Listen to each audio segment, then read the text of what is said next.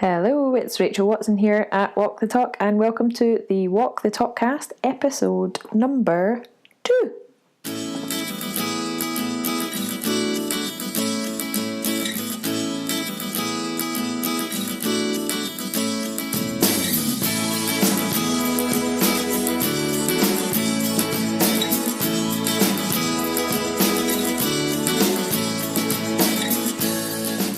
So on today's episode, I am going to be talking to my friend and colleague Ben Coomber from Body Type Nutrition and Awesome Supplements. Ben is a guy who I hold in very high regard.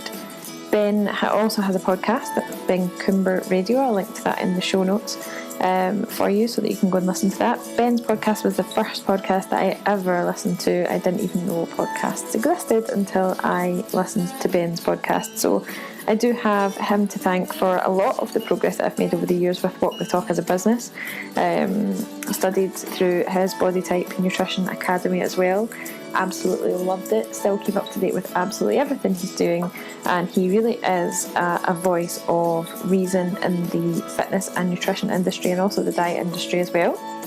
So in this episode we talk about lots of things, from habit change to what the first thing that you should what the first thing is that you should do if you are looking to lose weight.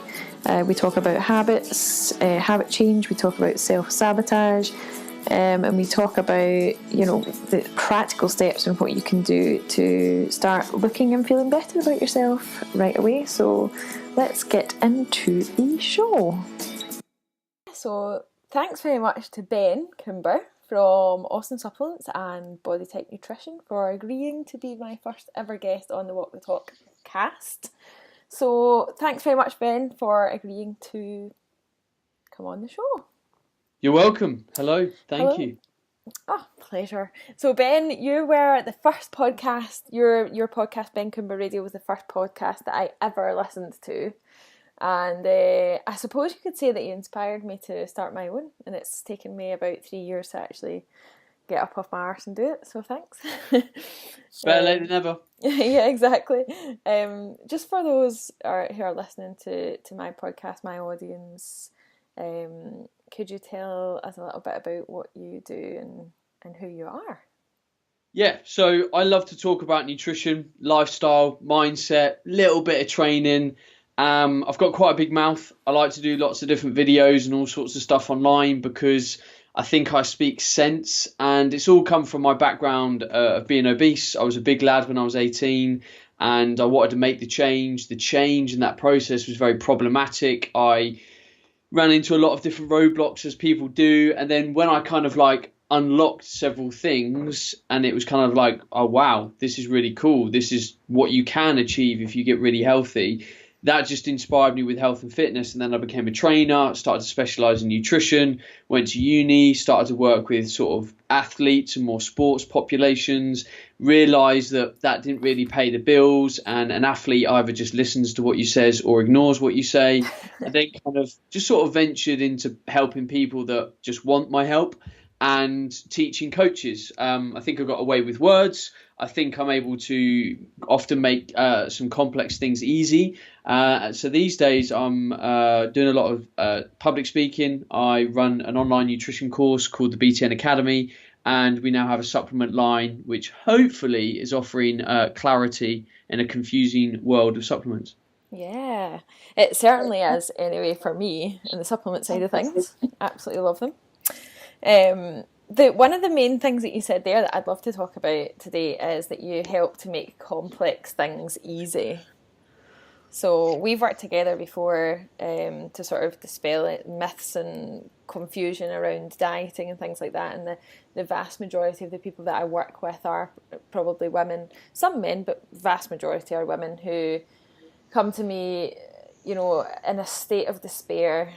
After, I spoke to a woman last night, for example, who's been on a diet since she was 18, she's now 50. So you're talking like 30 odd years. And to this day, 2017, says that she is more confused now than she ever has been in the past about how to lose weight and how to actually, how to even get started with feeling healthy again after so many years of dieting. She knows she doesn't want to diet anymore, and most people do sort of, I think, know that they don't want to diet anymore, but they don't know where to start. And when you say that you make complex things easy, would you say that helping people to get away from dieting and to the mindset of, you know, actually striving to be healthier rather than striving to lose weight, would you say that that's something that you could make, you know, that complex thing easier for people to understand? I think you hit a key word on the head here, and that's mindset. And for me, you've got to start, and this is the painful jugular shot, where you've got to say to people, and people are in this rut, like they've been dieting for years and years and years. And the reality is, most people know what they need to do to lose weight. We need to move a bit more, eat less. So actually, what's stopping everyone from doing it? Well, most people, or a lot of people, sorry, don't value themselves enough. They don't feel they deserve to be happy and healthy. So that's one thing, because I can give someone the best diet plan in the world, which is really a diet plan that many people would give people. And if they don't value themselves enough, if they don't have the support network, if they don't really love and appreciate themselves as a person, there'll be many self-sabotage moments in that person's journey. So we have to get to a place where we feel we really genuinely want it. And I know that for women, one of the hardest things to do is say no. Say no to people around you when even a simple thing like you get offered a piece of cake. And instead of saying no, because you know that it's going to cause you to overeat that day, you're like, oh, well, I don't want to make that person feel bad. I'm like, fuck that.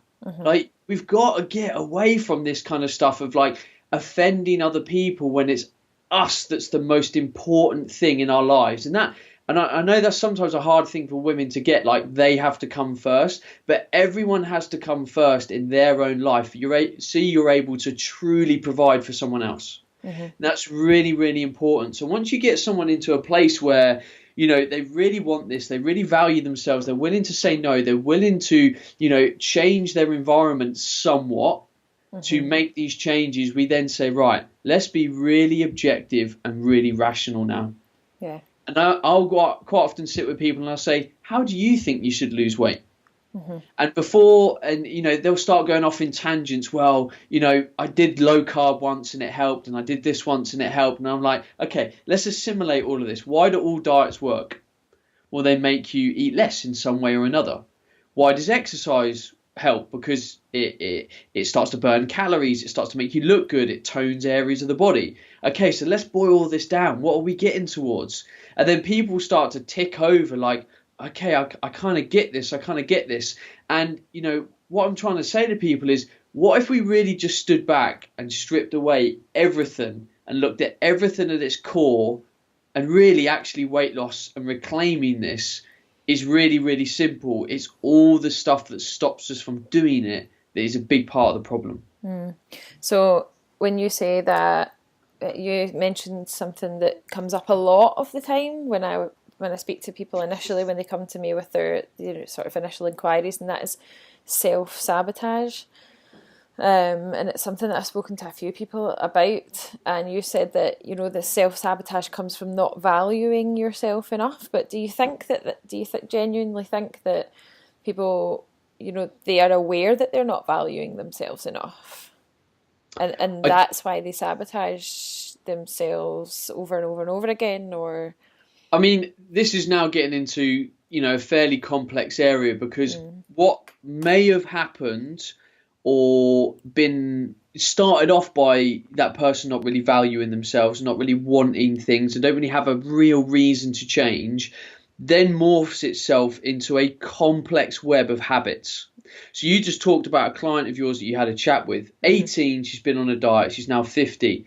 She's now embroiled in this complex web of habits. And one of those real simple habits might be that when she was, let's say, when she was 28, she got a high-powered job, very stressful, and it started to become kind of a lot for her. And one habit that ensued was that she'd get home and she'd drink half a bottle of wine. And that just became the norm. And then now we've got an imprinted habit that might have started way down the line, but actually manifested itself as a bit of a non-self-love problem or self-worth issue way down the line, because at the time we didn't engage brain and say, actually, this isn't a healthy habit to drink half a bottle of wine every night. The overriding thing was the stress and the comfort that person wanted. So now we have got this kind of like root cause problem of a lack of self-love and appreciation, but we've now got a complex web of problems. And this is where we need to identify this stuff, but then on a very practical level, don't get me wrong, we need to say, okay, we know that drinking half a bottle of wine every night is not really a healthy habit. And it's not something that we can just say, stop. Because it might be that right now we need to replace it with something. So I'll quite often say to someone, what else makes you feel good? Because don't get me wrong, drinking half a bottle of wine feels good. Yeah. Anyone that doesn't admit that is largely lying. I like wine. Everyone likes wine. People like being tipsy. So what can we do? What else makes you feel good? Well, actually, I always feel good when I go for a nice long walk in the countryside. Awesome. Well, when you get in from work, can you go for half an hour walk outside? Or what makes you feel good around your house? Oh, I really like having a clean house. Okay, could you do the washing up? Like, we have to start implementing different kind of things that we can do. And that's sometimes why smokers struggle to quit, because there's a habit there. There's a habit of almost doing something. It's not necessarily the smoking. It's having an attachment of something. It's kind of having a crutch. It's having a process. So this is where, as a coach, you and me have to get really practical. And people listening to this can get really practical and objective and say, stand back. Like, why do I do this? What can I replace it with? And we all know that person that used to just eat bad food and really abuse their body, and then they just turn into that fitness person. You know, they go to the gym, they don't eat bad food anymore, they don't go out and get pissed. Everything changes, but they go through a process of changing those habits, and they identify with why and how they should change those habits, and then they have healthy associations to them. So, I don't want people to think I'm isolating a problem and saying this is why, because one thing leads to another, which leads to another, but we have to be empowered enough and objective enough to unravel all this stuff to really make great change and long-term change. Yeah, it's something that I've been doing a lot of looking into recently, like the power of habits, and how long habits can be ingrained and how long it takes them to be changed. And would you agree with me in saying that most of the mainstream diets that most women will go to if their goal is to lose weight, would you say that one of the main reasons that they fail is because they try to change too many habits all at the one time, or is it because they are sort of maybe masking the problem and not actually addressing the fact that habits need to be changed? Both.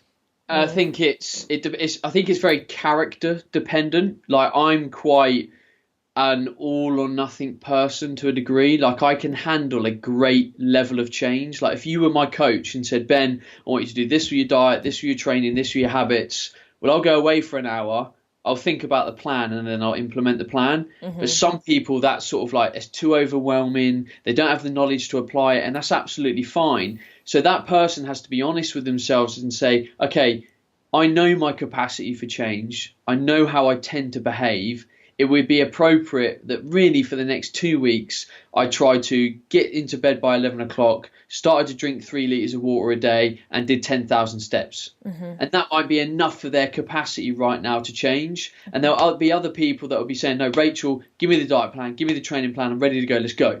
Yeah. And I think that's just really the skill of the coach, and it's the art of the coach to really identify that in the person and give them the best possible tools to move forward with. There's definitely not a right or wrong answer. There's just application of the given context.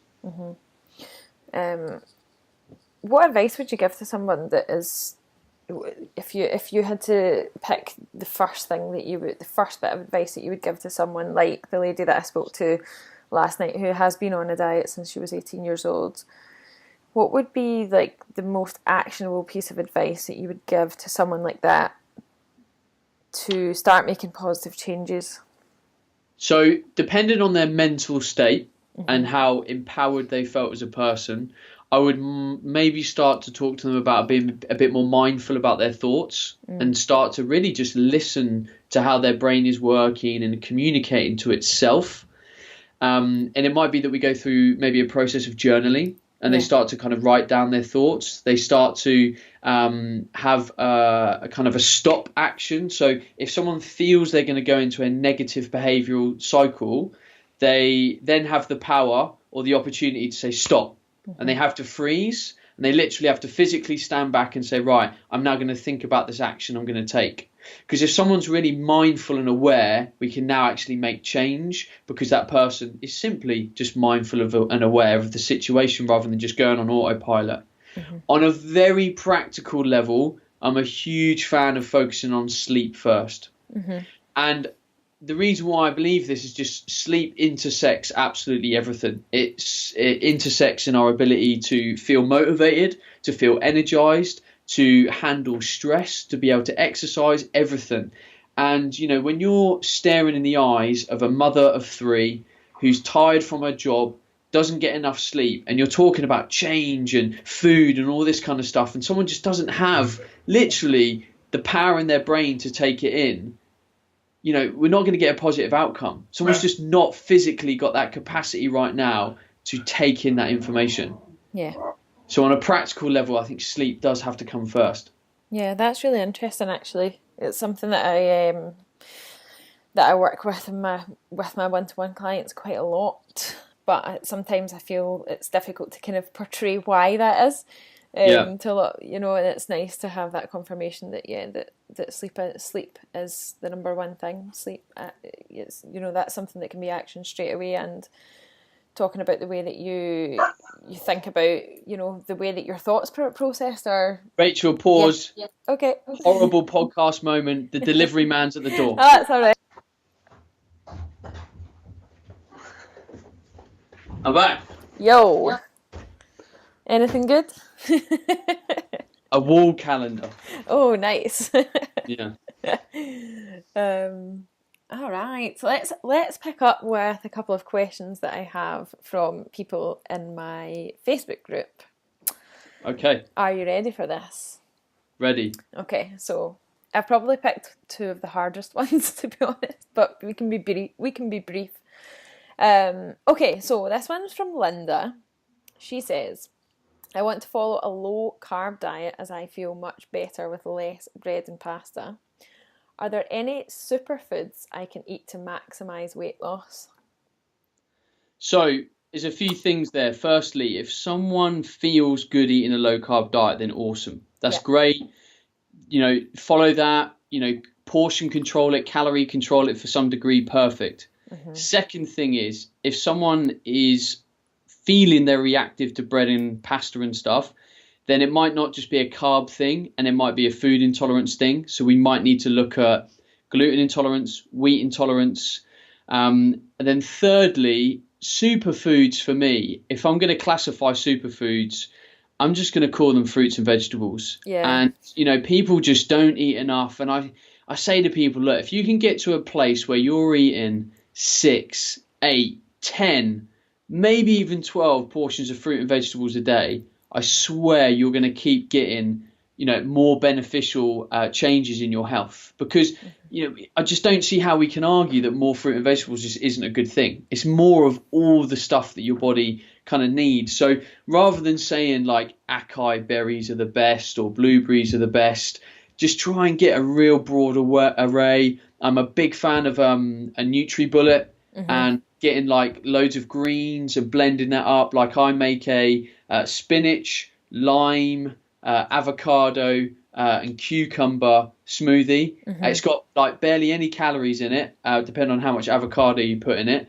And, you know, it's just so much nutrition in that. And I might have one of them a day. That's already like 4 portions of fruit and veg in that one smoothie. So, yeah. Yeah, I think the word superfoods is kind of overused as a marketing tool these days, right enough. And I would totally agree that, you know, the collective name of superfoods is fruit and veg, and that we do need like a huge variety, and we don't get enough, like you say. So that's great. And I think also it's probably worthwhile mentioning that superfoods is a bit of a buzzword, and it doesn't, you know, just because something is a superfood doesn't mean that it's going to be healthy for you and help you to lose weight as such. I mean, no, it's not going to help you lose weight. I think the fitness industry has tried to poo-poo it a bit. And I think, you know, the thing that we'll call it the general consumer wants to know is they want to be able to classify something as better than something else. And I get that. It's like, in the fitness industry, people argue about the word toning. Yeah. Like people go, oh, it's not really a word. Well, it is, because people understand what it means. So there's no point me saying body composition manipulation or a loss in fat and a gain in muscle when the average consumer understands the word toning. Yep. So use the word toning. Superfoods, we generally agree that if we took one food and compared it maybe calorie for calorie, there's going to be more nutrition in it. So something like cabbage, you might compare that to something like a beetroot and say, okay, calorie for calorie, there's way more vitamins and minerals over here. Yeah. Whether we would class that as super duper, who knows? But there is a thought process there to say that choice might be better than that choice if we were trying to get into nutrition at that level. Yeah. Good stuff. Second and last question. This is completely different. What foods, this is from Gail, what foods would you recommend that you eat, and what foods would you recommend to avoid before running a 10k or half marathon? Two totally different distances there. And can you suggest anything that would substitute a gel for taking throughout the run? So gels, firstly, can be problematic if you don't take them with enough fluid. Yeah. So just taking like a big gel shot is not going to lead to a pleasant effect on the stomach. So with gels, you still need like water.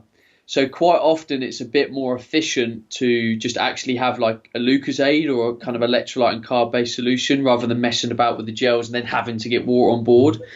Second to that, if you were going to train for like a half marathon, it depends on the length of time that you're running for. I probably wouldn't do anything fancy. If you were going to do a marathon and you literally just you wanted to complete it, it was a personal achievement, you're buzzed with the idea of doing it, I probably wouldn't do anything too funky. If you were then going to go and do that on a competitive level, like I'm going to do this marathon and I'm going to try and kick as much ass as humanly possible, then you might look at carbohydrate loading, and that's a specific protocol that you kind of want to be looking at in the 10 days leading up to the marathon. So this isn't just like a night before bowl of pasta. This is a specific athletic loading protocol. If you want more information on that, there's a free blog on our website, bodytypenutrition.co.uk, written by Phil Patterson, where he talks about half marathon and marathon nutrition. Oh, that's ace. Protocols. So that might be a good resource for people. Otherwise, what people don't want to do as a general rule of thumb, because sometimes when you do a marathon, you're like, right, it's a marathon, I need to do something special. Whatever you think you're going to do, you need to test it. It's like, I'm going to play my first game of rugby. This is this weekend. If I want to try something new on game day, I don't want to try it on game day. I want to try it before game day so I know that I react well. So when I do it on game day, I get a positive outcome. Yeah.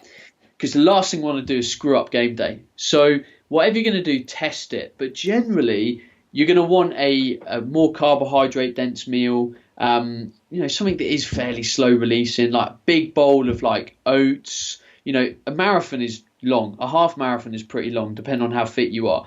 Big bowl of oats, maybe with some nuts in there, some chia, some cocoa, a bit of whey protein, something that's going to sit in the stomach for a while. Maybe eat that like 3 hours before. High fat, high carb, moderate protein. That generally would probably work for quite a few people as kind of like a nice race fueling meal. Yeah, exactly. And with 10k and half marathon, it's very difficult to give advice for both because they're very different. But like you say, if it's recreational and you're doing it for your own personal benefit rather than as a sport, I don't think that as long as you're fueled well enough beforehand, I don't think there's even really any need for sort of any intra rather than fuel as you go along, other than water. Would you suggest electrolytes? Oh, no. I would definitely suggest at any point on the race, if you see a bottle of Lucozade, grab it. Yeah. Grab it and drink half a bottle.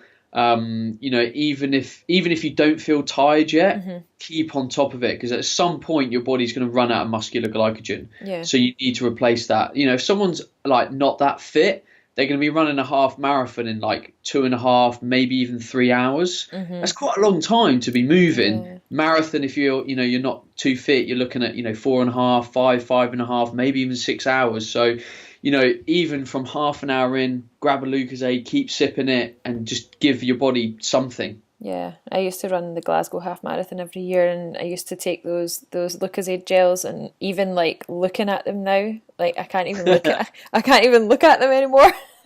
They make me feel sick. They were so disgusting.